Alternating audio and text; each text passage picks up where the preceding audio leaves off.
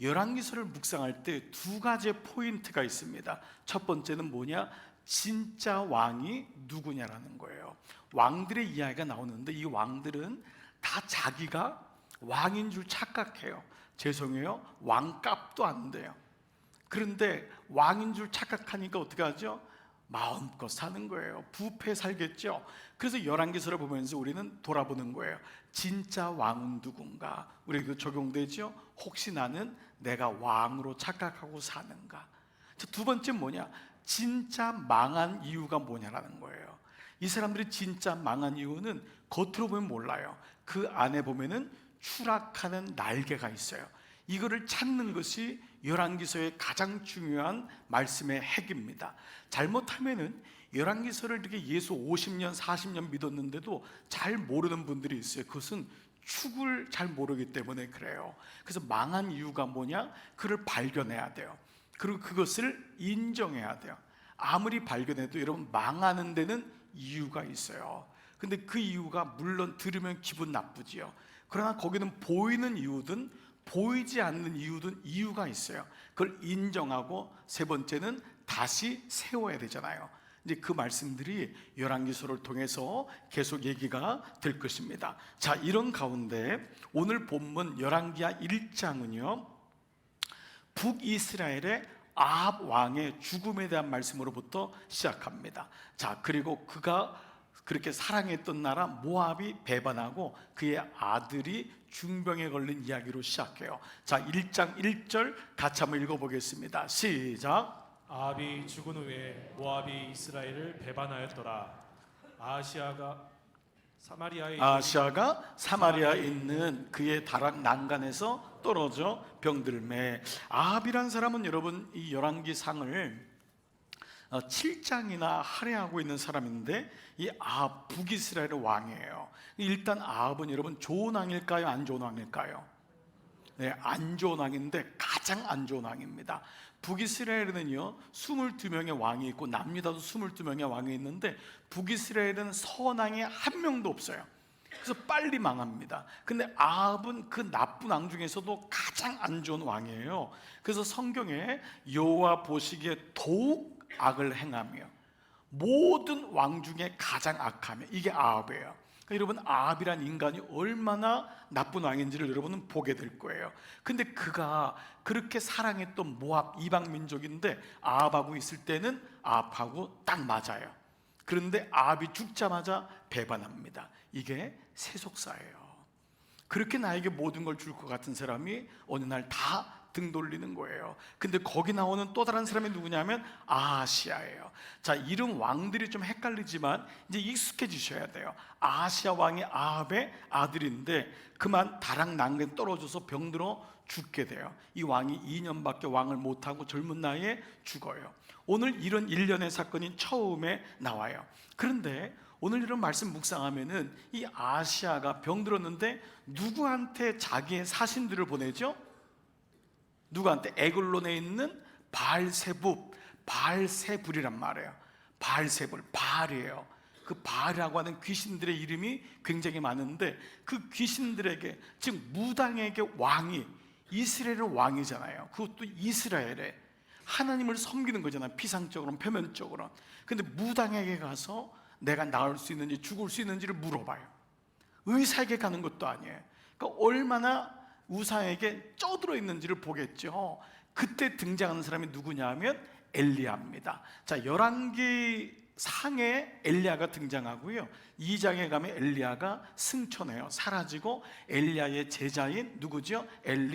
그렇습니다. 엘리사가 이제는 열왕기 하를 이제 이어가게 돼요. 자, 그런데 오늘 1장의 열왕기 하 1장에 엘리야가 등장하는데 오늘 그 말씀을 잠깐 한번 볼게요. 자, 어떻게 나와 있죠? 3절에 한번 같이 볼게요. 1장 3절 시작. 여호와의 사자가 디셉 사람 엘리야에게 이르되 너는 일어나 올라가서 사마리아 왕의 사자를 만나 그에게 이르기를 이스라엘에 하나님이 없어서 너희가 에그론이신 바알세불에게 물으러 가느냐. 자, 이게 무슨 말인지 아시겠죠? 그 사자들을 만난 거예요. 엘리야가, 하나님이 엘리야에게 가서 그 사람들에게 허튼 짓 하면 안 된다, 이거를 얘기하게 해준 거예요.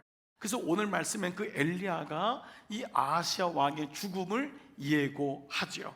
그러자 이 아하시아가 그걸 받아들이지 못해요. 그래서 아버지 아합하고 똑같이 50부장에게 붙여서 그를 죽이라고 3번이나 보내는 일이 후반절과 내일 말씀까지 연결됩니다.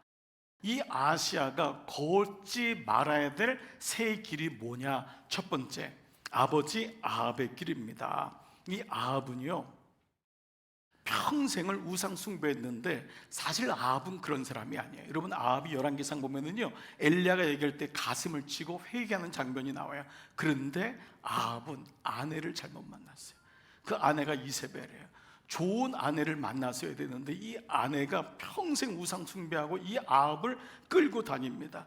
그리고 이 아합은요, 탐욕이 많아가지고 백성의 작은 포도원을 뺏지 못해가지고 그것 때문에 전전긍긍하는데 이 이세벨이 다 쳐 죽이잖아요. 그리고 그 땅을 줘버린다고요. 그래서 보통 아합에 대해서 얘기할 때 아합의 영이 뭐냐면은 우유부단과 탐욕의 영이라고 보통 해요. 여러분, 이걸 잘 한번 기억해 보셔야 돼요. 아합은 우리 안에 다 있어요. 이 원마음이 있는데 우리가 다 마귀의 자녀였잖아요. 이제 예수 그리스도를 통하여 회복됐지만 우리 안에 자칫 걸어가는 영이 뭐냐면 우유부단한 거예요. 여러분, 이게 좋은 게 아닙니다. 예? 이게 천천히 가고 그냥 뭐 부드럽고 이게 아니에요. 하나님이 기회를 주시는데도 아합은 깨닫지 못해요. 아합은 특별히 충성스러운 신하를 너무 많이 줬어요. 하나님의 선지자들도 많이 줬어요. 그리고 심지어 부도 줬어요. 근데 아합은 하나님을 찾지 않아요. 우유부단의 영이에요. 결정을 못해요. 결정장애예요. 교회도 못 나오고 헌신도 못하고 아무것도 못해요. 늘 그냥 있는 거예요. 근데 거기 영적인 부분이 있음을 말씀하고 있어요. 그리고 그는 탐욕이에요.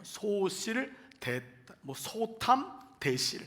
작은 거에 탐하다 보니까 하나님의 큰 은혜를 놓치는 어리석은 게 바로 아합의 길이에요. 두 번째, 그 어머니가 누구죠? 이세벨. 이세벨은 여러분이 알다시피 아합의 아합나라, 이방인의 공주입니다. 근데 아버지 이름이 엣바알이에요. 아버지 이름이 왕인데, 엣이란 말은 뭐냐면 with의 영어로 함께, 바알과 함께. 아버지가 왕인데 바알에게, 무당에게 미친 사람입니다. 근데 그 딸이 바로 이세벨이에요. 그 이세벨은 들어오면서부터요, 모든 우상을 다 끌고 들어옵니다.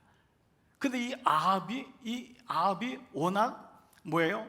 그게 없으니까 이 아람족 속의 공주가 바로 이세벨이에요. 그래서 보통 이세벨을 가리켜서 뭐라고 얘기하냐면 유혹과 음란의 영이라고 해요.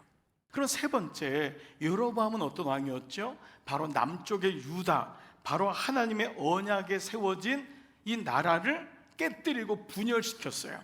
그리고 북쪽에다가 이제 나라를 세우니까 백성들이 남쪽에 예루살렘에 성전이 있으니까 거기 가서 예배를 드리는데 그거를 막고 싶어가지고 어떻게 했냐면 모든 북이스라엘에다가 우상들, 금송아지를 다 만들어요. 그걸 섬기게 한 거예요. 그래서 보통 여로보암의 길, 여로보암의 영을 뭐라고 하냐면 자기의와 분열의 영이라고 해요. 여로보암은 가는 곳마다 하나가 안 돼요. 이상하게 나눠져요. 그리고 자기의가 센 거예요. 자기가 아니면 안 되는 거예요.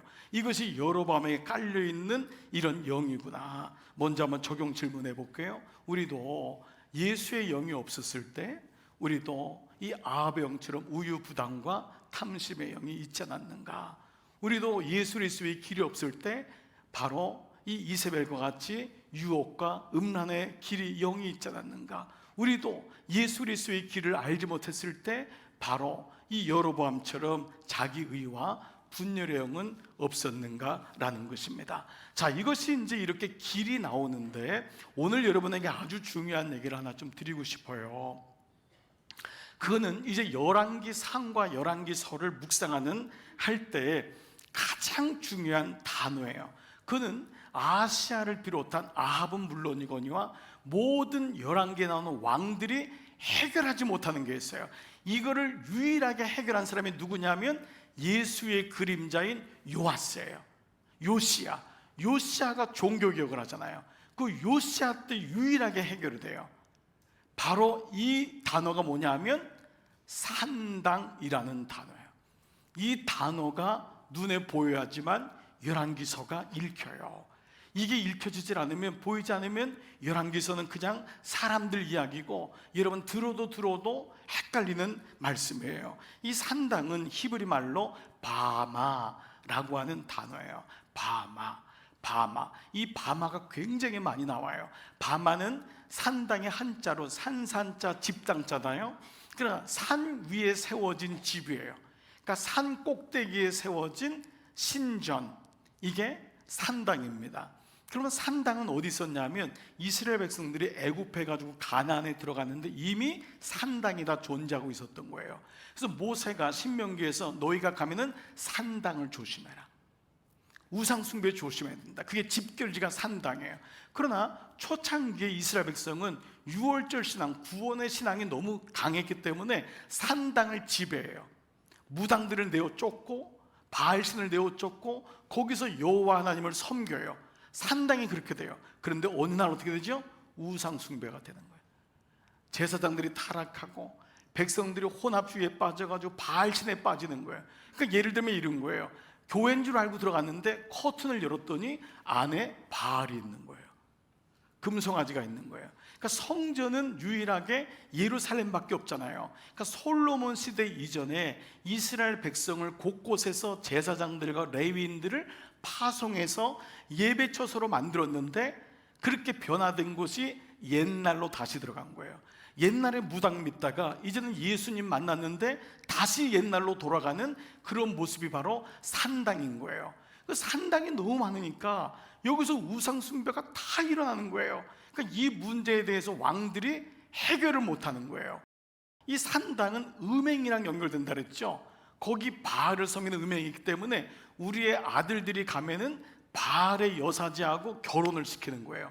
거기서 아이를 낳으니까 여러분 그 아이는 뭐죠? 바알의 아들이 되는 거예요. 아들을 뺏는, 딸들을 빼앗는 일들이 곳곳에서 산당을 통해 일어났는데 그 다음 구절 여호사밧에 대한 말씀이 43절에 그렇게 해서 산당은 제거하지 않았는데 그 다음 구절 보세요. 44절 이렇게 표현해요.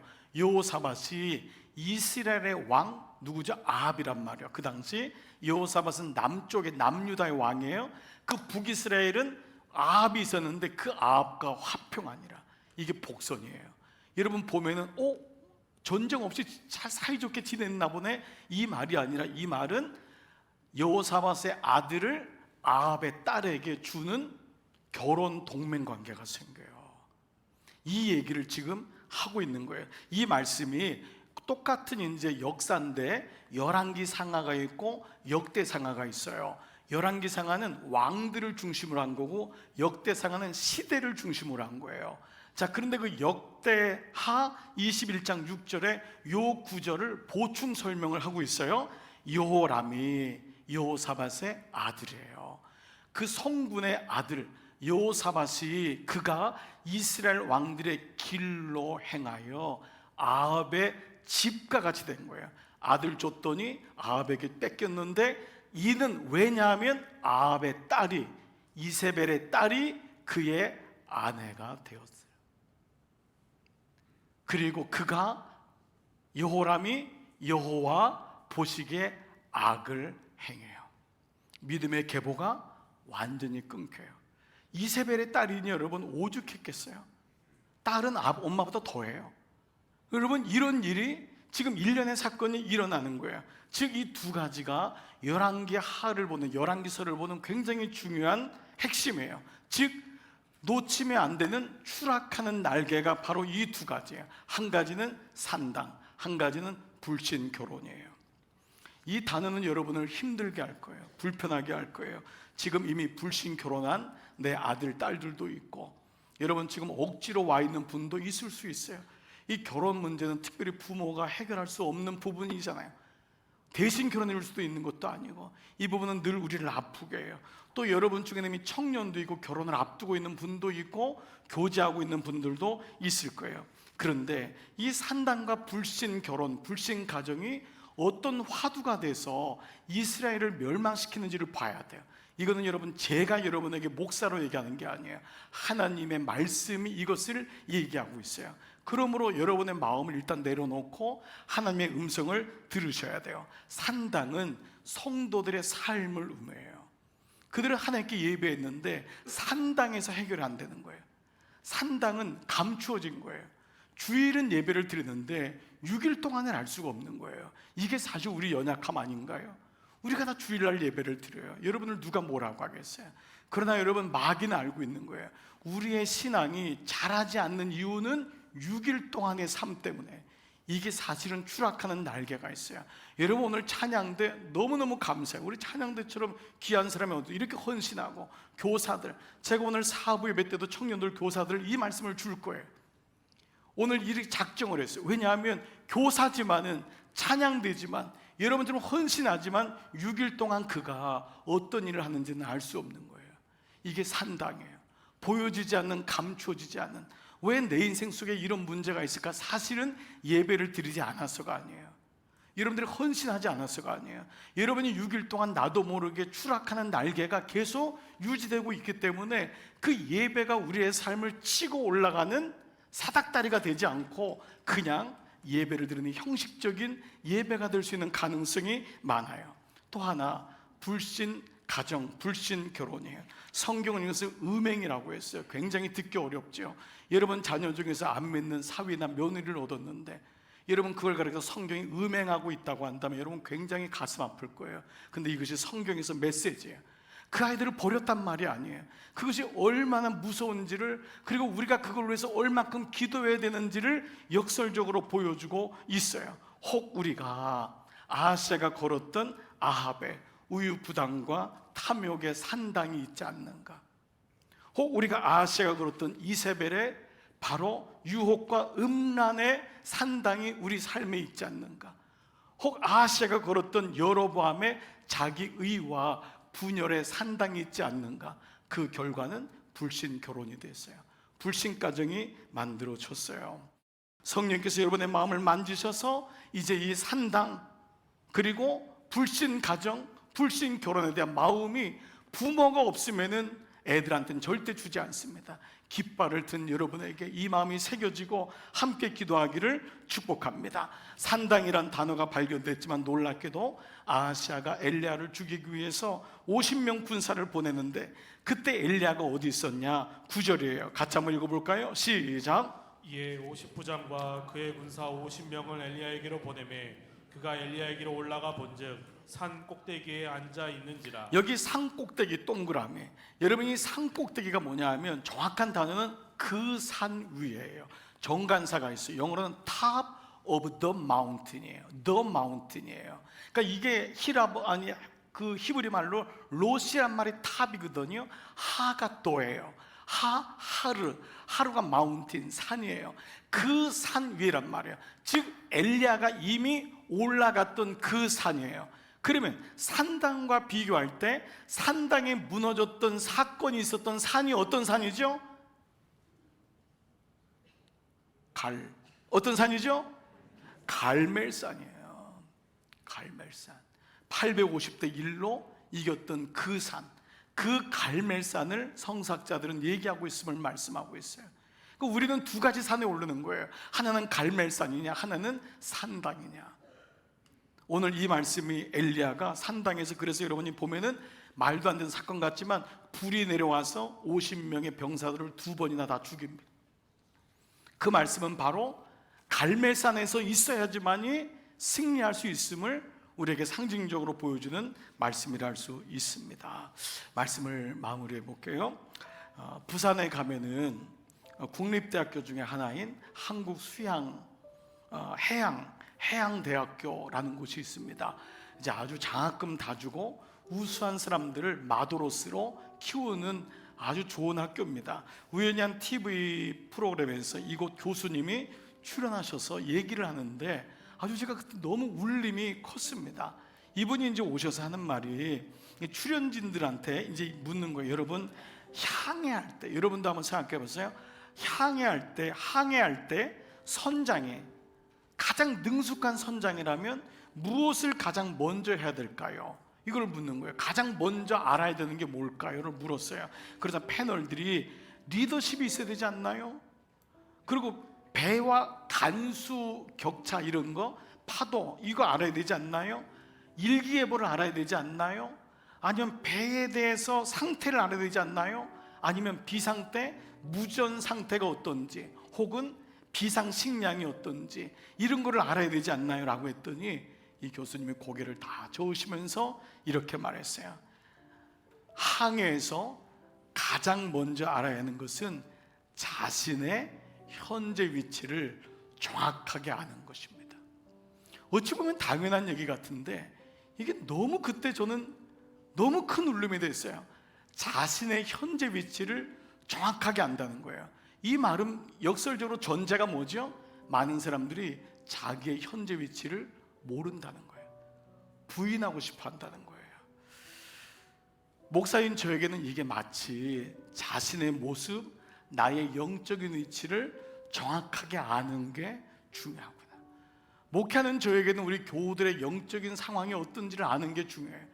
말씀 묵상으로 이렇게 고집스럽게 끌고 가는 이유도 여러분들이 영적 위치를 속아줄 수 있기 때문에 그래요. 오늘 여러분 이런 거 안 해도 돼요.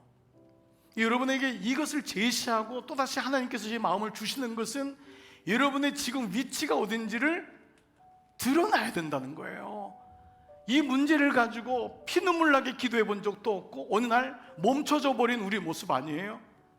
이 모습에 대해서 열왕기서는 우리에게 말씀하고 있지 않나요? 사랑하는 여러분, 왜 열왕기서에 오늘 산당이란 단어가 눈에 띄고 여러분도 여기에 대해서 동의가 될까요? 왜 이 산당이 결국은 우리 자녀들의 불신 가정으로까지 가고 불신 결혼으로까지 갈까? 그냥 아이들이 좋아하는 사람은 결혼한 것으로 치부해도 되잖아요. 근데 하나님 말씀은 그렇게 안 본단 말이에요. 불편한 말씀을 우리에게 계속적으로 주고 있는 이유는 뭐예요? 이걸 통해서 우리가 구속사적으로 말씀을 보고 불편하지만 이걸 놓고 기도해야 된다는 거예요. 그리고 제가 여러분에게 불편해도 얘기를 하는 것은 여러분이 이제는 말씀을 들을 수 있는 성숙함, 귀가 열렸기 때문이에요. 기도하기는 여러분의 산당이 무엇인지가 먼저 여러분 스스로 드러나시기를 바라요. 6일 동안 여러분의 정체가 뭐예요? 어떤 모습으로 살고 있어요? 여기 찬양대, 성가대 가운만 입으면 안 돼요.